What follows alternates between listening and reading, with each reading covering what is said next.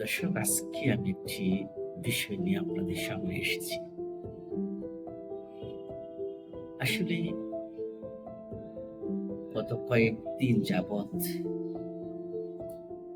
বিশেষ করে নেত্রকোনা, মধন, খাগড়াছড়ি, কলমাকান্দা এমনকি সারা বাংলাদেশে এই যে শিশুরা, বিশেষ করে স্কুল ছাত্রী, শিশু, কিশোরী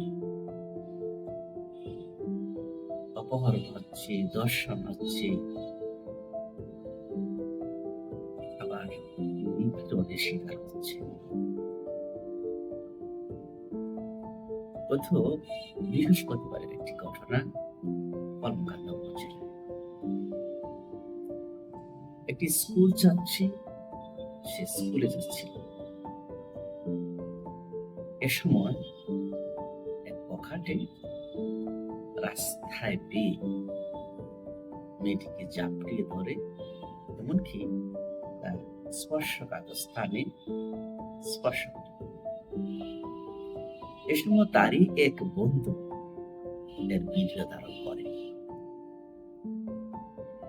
এরপর এলাকাবাসী বিষয়টাকে দেখে প্রায় দুজনে দৌড়ে পালিয়ে যায়।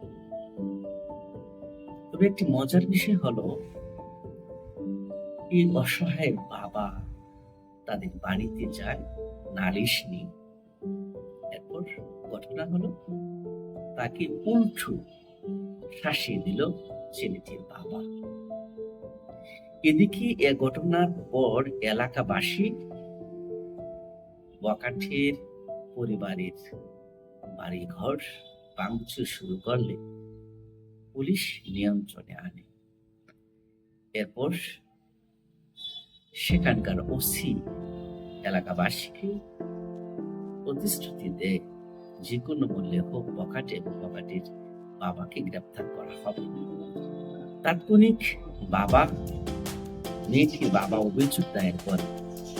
এরপর ছেলেটি এবং ছেলেটির বাবাকে গ্রেপ্তার।